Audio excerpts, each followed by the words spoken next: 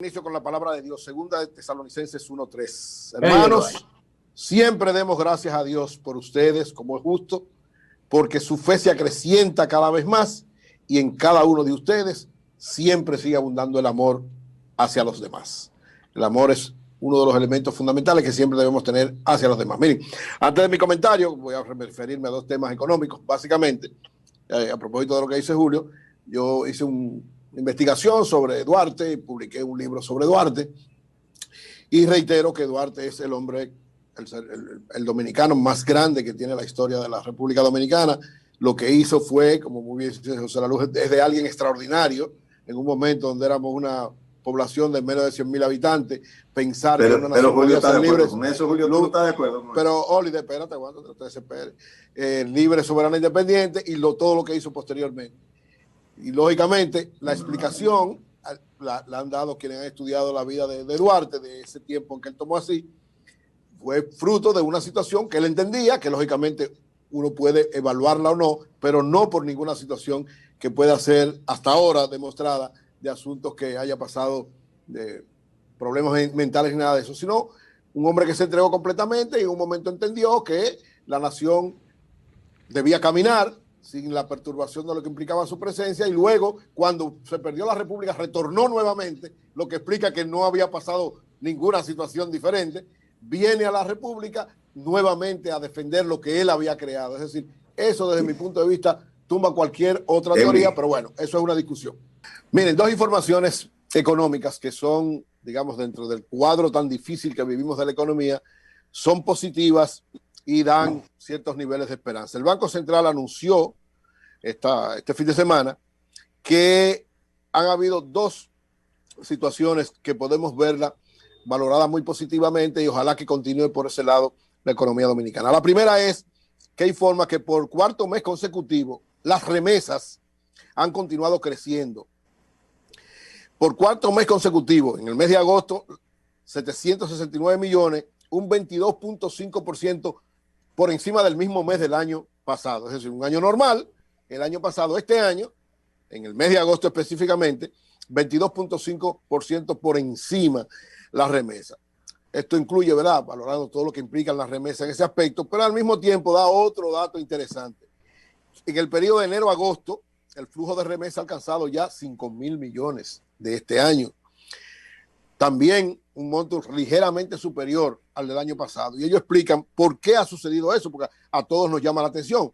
Evidentemente, nuestra economía está muy vinculada a la economía norteamericana y expresa el Banco Central que esto se ha producido primero porque durante el mes de agosto, solamente en el mes de agosto, se crearon 2.8 millones de empleos, logrando que la tasa de desocupación, que había tenido un periodo histórico en los primeros meses de la pandemia, esté bajando relativamente y de manera sostenida en los Estados Unidos, y esto lógicamente contribuye a que más personas tengan ingresos, y en este caso la gran comunidad dominicana, cuando tiene ingresos, una de las cosas que hace es enviar a sus familiares que están aquí en la República Dominicana, porque nuestra comunidad es uno de los soportes fundamentales de la economía dominicana en tiempos normales y ahora en esta situación de crisis más todavía. En el caso específico de los hispanos, y ahí hay muchos dominicanos, disminuyó la desocupación en Estados Unidos de 12.9% en julio a 10.5%, es decir, que también más hispanos fueron empleados nuevamente o recibieron algún nivel de ingreso en ese periodo, lo que implica que pudieron entonces enviar a la República Dominicana. Es un dato bueno. ¿Por qué? Porque las remesas son dólares que ingresan a la República Dominicana, son divisas que ingresan a la República Dominicana y de alguna manera, como veremos en la segunda información que me parece muy positiva, van a ayudar a mantener la tasa de cambio en niveles que no tengan un gran sufrimiento. La otra información importante y también positiva que da el Banco Central es que se mantiene el control de los niveles inflacionarios. En agosto la inflación fue de 0.78%, ni siquiera de un 1%. Y en el periodo de enero a agosto, es decir, durante los momentos más difíciles de la crisis que hemos vivido, fruto de la pandemia, expresada en términos económicos, los niveles de inflación es de 3.12%, o sea, dentro de los parámetros que se establecieron para la economía en tiempos normales. Es decir, la inflación no ha sido, gracias a Dios, una situación que afecte. En términos interanuales, de agosto del 2019 a agosto del 2020, la inflación también dentro de los parámetros que estaban establecidos un 4.8%. Se mantienen más o menos en una situación normal, y esto de que hayan aumentado las remesas y se hayan mantenido los niveles de inflación es una buena información para la economía dominicana. Unido a eso, hay otro elemento que plantea el Banco Central que me parece muy importante, porque hay una gran preocupación de muchos sectores de que la tasa de cambio pudiese dispararse. Sin embargo, el Banco Central, la Junta Monetaria, la ratificación de las autoridades económicas primero fue una muestra de confianza para muchas cosas, entre ellos para mantener los niveles de la tasa de cambio. Y el Banco Central informa también que hay tres elementos desde el punto de vista de divisas, de ingresos de dólares a República Dominicana, que han sido relativamente positivos en los últimos tiempos y que garantizan la estabilidad de la tasa de cambio. El primero es el aumento de las remesas, ya lo vimos, un aumento importante, significativo durante los últimos meses y en especial en el mes de agosto. Lo segundo, que yo hablaba con Sandy Fipol hace un momentito cuando le preguntaba, es la mejoría en las exportaciones de zona franca. Es un elemento importante porque zona franca, tradicionalmente todos los productos que vende es ingresos de divisas que vienen a la República Dominicana, y zona franca se ha mantenido relativamente dentro de la crisis como los sectores que han estado operando desde el principio de la pandemia hasta el día de hoy, y cada día aumentando su capacidad de exportación, es decir, de colocar productos dominicanos en el exterior y por vía de consecuencia recibir divisas que entran a la economía dominicana. El otro elemento que valora como positivo el Banco Central y que garantizan cierta estabilidad de la tasa de cambio es la apertura del sector turístico, que aunque es paulatino y ha ido, ¿verdad?, relativamente todavía muy lento, pero el hecho de abrir el turismo implica también niveles de divisas que entrarán a la República Dominicana de aquí a que finalice el año. Y finalmente, un elemento muy importante dentro de la crisis es que han aumentado los precios y las exportaciones del oro dominicano. Es decir, tanto el precio de la onza de oro, que ya está por encima de los $2,000, como la cantidad de exportación de oro que hemos tenido estos últimos tiempos han provocado ingresos importantes de divisa al país dominicano, por lo cual, unido, todo eso, ¿verdad?, unido a que tenemos más de 7,000 millones de dólares de reservas internacionales, eso garantiza que no haya nerviosismo, por lo menos hasta ahora, en términos de la tasa de cambio. Porque un nerviosismo, una situación, provocaría, recuérdense lo que pasó en aquel momento donde no se veía cuál era todavía la orientación que se iba a dar en términos de política económica y en términos del nuevo equipo económico y en términos de las posiciones, aquella situación que se dio, que gracias a Dios fue bien manejada por la gobernación del Banco Central, por la Junta Monetaria, y quitó ese nerviosismo que había y se ha mantenido estable los niveles del dólar, relativamente subiendo como debe ser, pero controlado, que es lo fundamental para que no haya un disparo peor en la economía dominicana. Es decir, estos elementos unidos, estos tres que había mencionado, a lo que se prevé que podría ser un aumento también relativo de la inversión extranjera directa.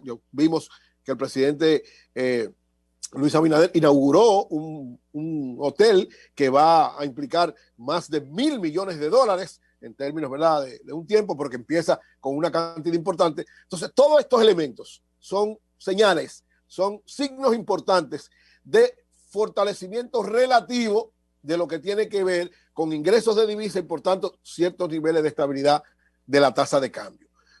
¿Por qué es importante esto? Miren por qué es importante. Porque ahora en septiembre es un mes de mucha importancia para los dólares. ¿Por qué?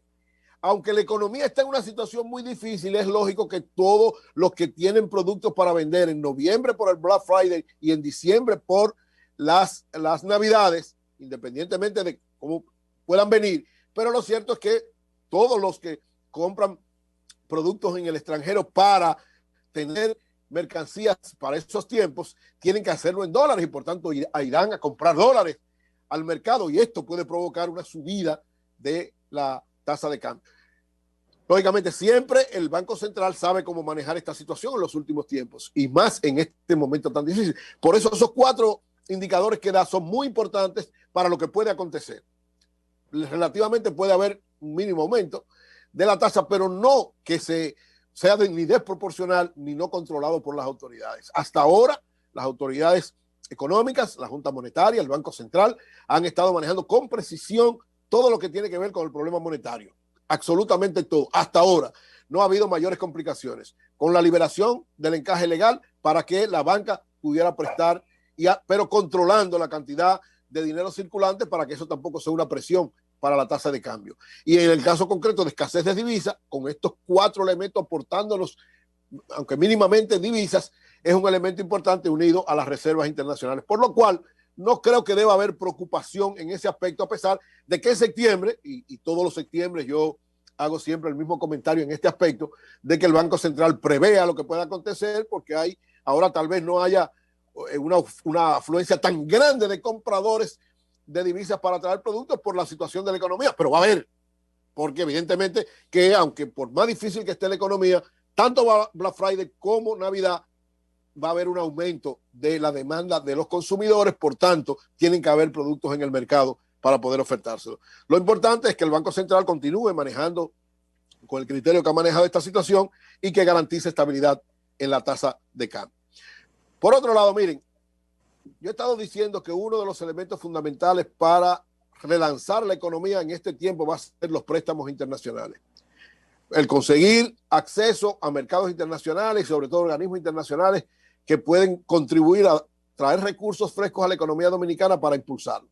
Uno de esos organismos es el Banco Interamericano de Desarrollo, que es una institución junto con el Banco Mundial y con el Fondo Monetario Internacional, que son los 3 organismos, digamos, fundamentales, paradigmáticos desde el punto de vista de la economía mundial para que cualquier país pueda accesar y conseguir recursos frescos a nivel de préstamos. En el caso del BID y del Banco Mundial, básicamente, un poquito menos el Fondo Monetario, con tasas manejables.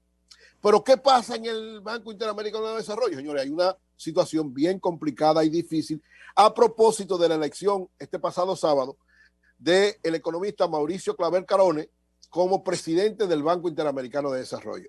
Por primera vez en la historia del Banco Interamericano de Desarrollo, que es interamericano porque es de América Latina básicamente, aunque funciona en Estados Unidos con su sede, pero generalmente le ha dirigido siempre la Unión Europea accionista, sí, del banco también. Sí, pero generalmente se maneja con criterio de que un latinoamericano sea que lo dirija. Sí, así es. Ahora cambió por una orientación, sobre todo del presidente Trump, un asesor de Trump económico, de origen cubanoamericano, pasa a ser el presidente del Banco Interamericano de Desarrollo. Esto ha creado una crisis. Digamos, una crisis en principio porque Latinoamérica había presentado 2 propuestas, pero las 2 propuestas, por la situación que se ha presentado, se retiraron y quedó solamente este señor Mauricio.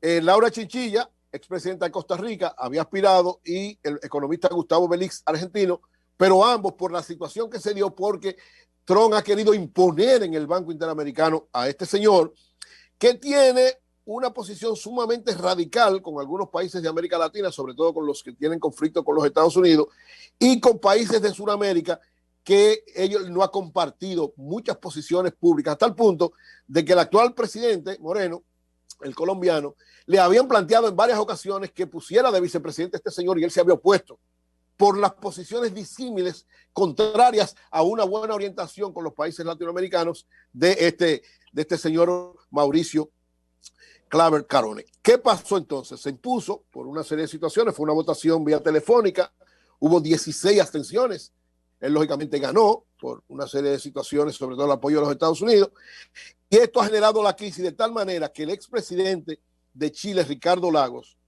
ha afirmado que en la actualidad hay una carencia de legitimidad en el Banco Interamericano de Desarrollo. Y antes de la elección, 5 presidentes suramericanos, Enrique Cardoso de Brasil, Ernesto Zedillo de México, Felipe González y un español, Felipe González de España, Ricardo Lagos de Chile, Juan Manuel Santos de Colombia y Julio Mario Sanguinetti de Uruguay, después de la elección han dicho que eso es una agresión a la dignidad de Latinoamérica, colocar a este señor como presidente del Banco Interamericano de Desarrollo. Esto va a provocar probablemente una situación difícil en un organismo que se supone que en este momento debe ser una de las claves para garantizar la salida de América Latina de esta crisis económica. Una crisis grave, lógicamente Bush, según los analistas, hay un trabajo de la BBC de Londres magistral que dice que al parecer Trump, de cara a las elecciones de noviembre, ha querido imponer a este señor como una forma de él garantizar que todas las naciones de América Latina estén alrededor de su candidatura y puedan orientar a los hispanos de la mayor parte de los países de América Latina que votan en Estados Unidos para un respaldo a sus posiciones. Otros plantean que esto puede provocar una situación difícil porque este señor, que es el nuevo presidente del Banco Interamericano de Desarrollo, Mauricio Claver Carone, tiene una posición ultra radical con naciones como es el caso de Venezuela, como es el caso de Cuba, como es el caso de Nicaragua y como es el caso de cualquier presidente que adopte una posición diferente a las políticas norteamericanas.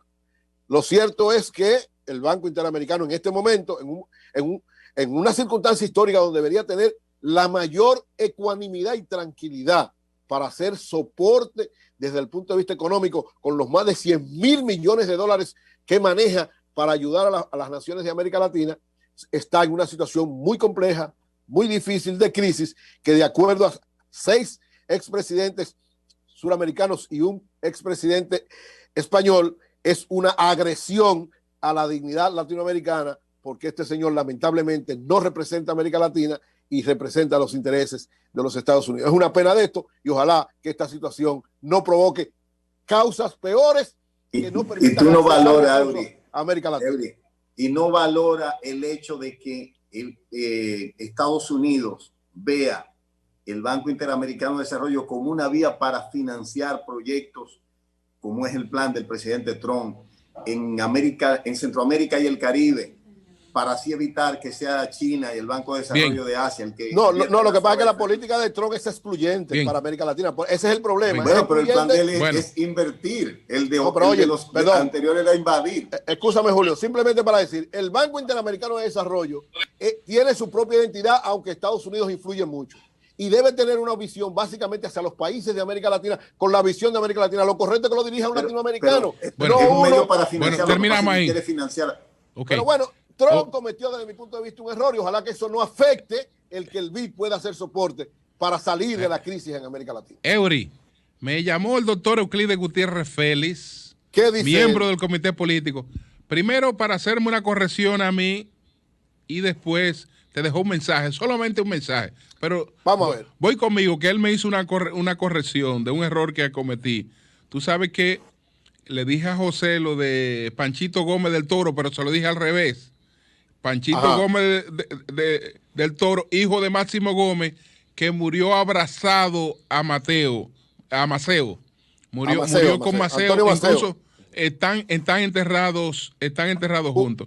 Yo lo dije al revés, lo dije al revés. Entonces me llamó Euclides para hacerme esa corrección, que desde luego la acepto. ¿Quién fue que te llamó? Euclides Gutiérrez Félix. Uno de los mejores historiadores de la República Dominicana. Y de lo que tú planteaste, que quieren decir que Duarte estaba loco. ¿No, él sobre ese tema no quiere opinar. ¿Por qué no puede opinar? Porque él sabe. No, espérate, él no quiere opinar. Ajá. De todas maneras, pero te advierte a ti que tenga que, por lo menos, a refutar cualquier cosa del doctor Julio Manuel Rodríguez Grullón, tenga cuidado. A refutar cualquier cosa. Porque no solo es uno de los grandes médicos y grandes maestros de la medicina dominicana, sino que es un duartista de primera línea. Me dice Euclides que ellos son criados juntos, patio con patio de Montecristi, y lo conoce. Es decir, que aunque él, en este caso, no quiere opinar sobre esta parte, él no quiere opinar, le recomienda a cualquiera que vaya a refutar al doctor tener un poquito de cuidado. Bueno, y no le preguntaste a Euclides que él opina de que están poniendo empleados de Montalvo y de Danilo en el Congreso. En el Congreso del PLD. Yo no sabía eso. Yo no sabía eso. ¿Tú no sabías eso? Porque ellos no tienen empleados. Julio, sobre eso, Euclides, tú sabes que Euclides es uno de mis maestros en términos de historia, una de las gente que yo más consulto para muchas cosas, siempre. Y en todo lo que he escrito sobre historia siempre está la referencia de él. Tomaré en cuenta eso que él dice, porque yo no conozco, leeré el libro, conversaré con el señor y entonces veré mis planteamientos frente a lo de él y frente a muchos historiadores como Juan Daniel Balcácer, como Roberto Casá, para entonces que salga a la luz de una buena discusión. Julio, hubo un hecho de sangre en Bonao. Hubo un hecho de sangre en Bonao. En lo que Aníbal que refirió. Aníbal que lo refirió ya. Sí, claro, habló de eso en su comentario. Yo tengo el video aquí, salí 2 veces de... Aníbal que lo puso, sí. Hablamos de eso. Y me perdí esa información. Tenía problemas de deuda, jugaba mucho, era un ludópata. Y el supervisor lo obligó a trabajar con un dolor en la muela. Por eso lo mató. Yo no quiero trabajar hoy. Asesinó a 3 personas. En su testimonio, él dice en el testimonio que la presión del supervisor para que él trabajara sin querer, más lo que había perdido por el juego, porque se endeudaba para jugar, lo cegó y le entró a tiro a los compañeros. Bueno, pues continuamos. Cambio y fuera.